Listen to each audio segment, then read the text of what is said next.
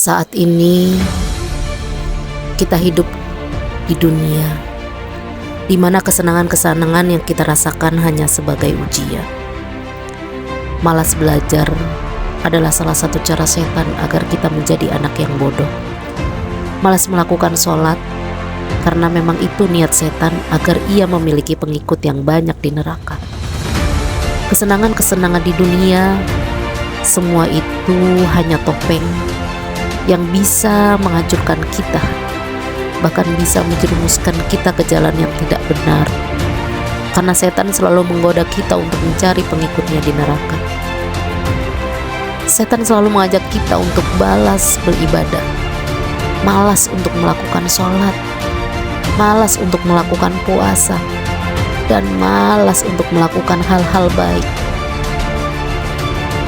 Apa yang kamu sudah lakukan saat ini?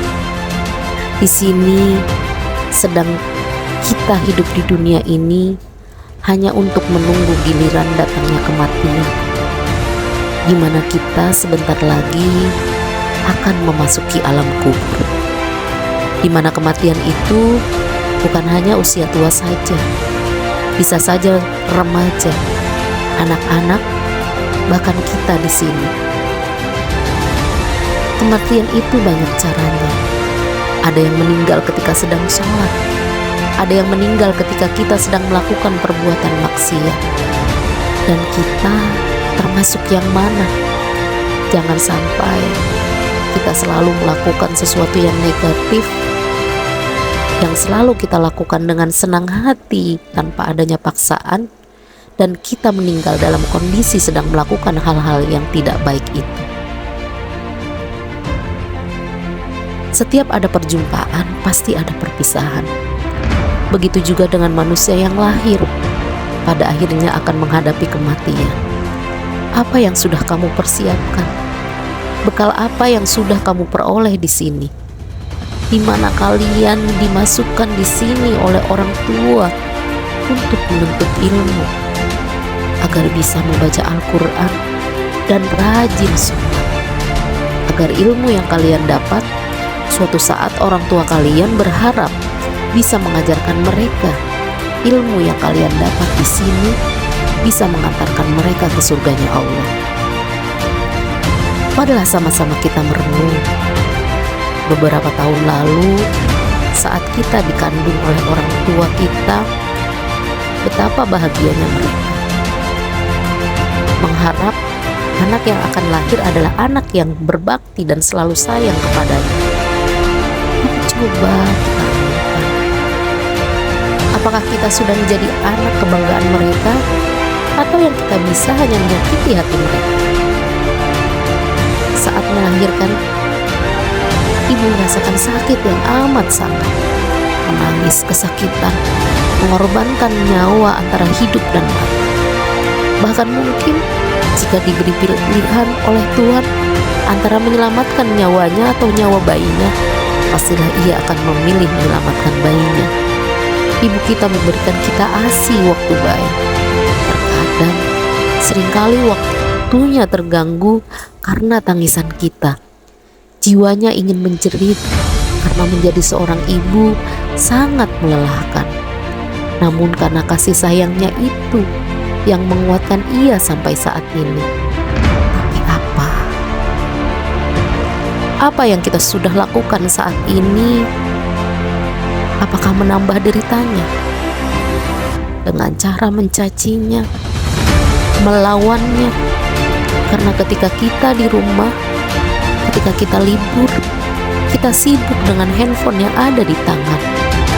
Pernahkah kita menanyakan kabar tentang kedua orang tua kita di rumah? Pernahkah kita memeluknya? Pernahkah kita melakukan sesuatu kerjaan di rumah dengan sadar? Pernahkah kita menanyakan apakah hari ini mereka bahagia atau tidak? Sedangkan di luar sana, ayah ibu kita sedang berjuang mencari uang untuk kita di sini, memenuhi kebutuhan kita di pondok ini. Sekarang apa balasan kita di sini? Coba renungkanlah sejenak.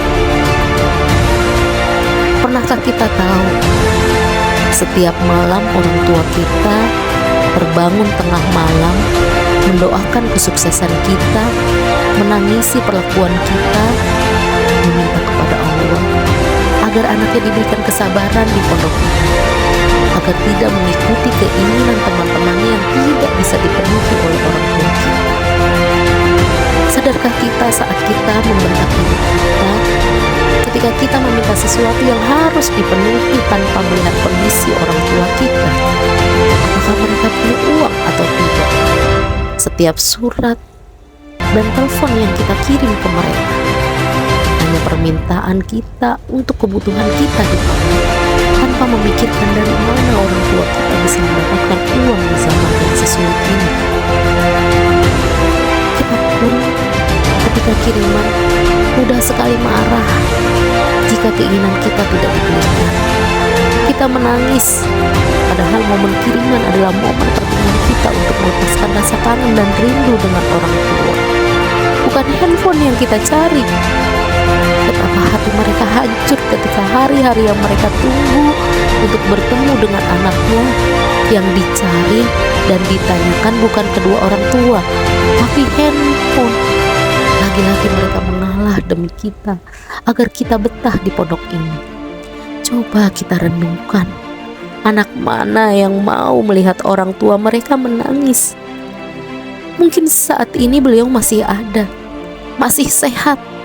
Berbuat baiklah kepada orang tua dengan cara melakukan kebaikan-kebaikan di sini, mengikuti kegiatan pondok tanpa adanya paksaan, meski berat. Tapi jika kita sayang dengan diri kita dan sayang dengan kedua orang tua kita, pasti langkah kita akan ringan. Jangan sampai kita terlalut dengan nafsu syaitan dan mengikuti rasa malas yang ada di diri kita. Apakah kita tak malu?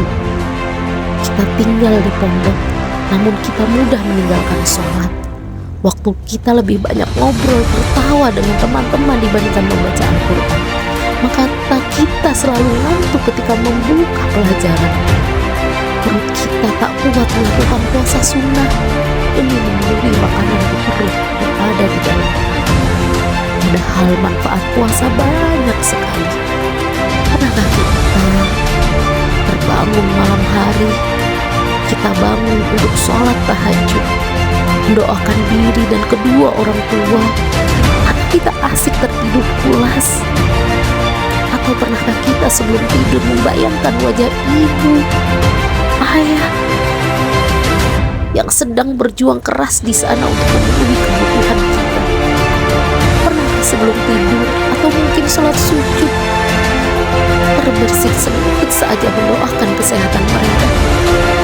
Masihkah kita belum sadar? Ingatlah, tak ada yang menjamin bahwa ayah ibu kita akan tetap ada mendampingi kita saat kelulusan nanti. Mungkin tahun ini kita pulang, kita masih bisa menemui mereka. Atau mungkin malam ini ayah ibu kita sakit, tiba-tiba wafat meninggalkan kita tanpa menunggu kita yang ada di sana.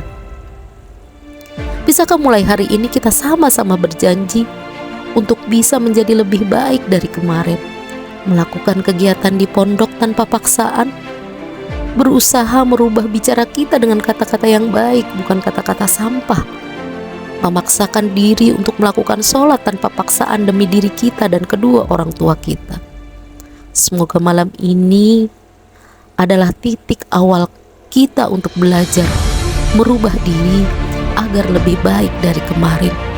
Semoga Allah memberikan kekuatan kita untuk berubah dan menjadi anak kebanggaan kedua orang tua kita.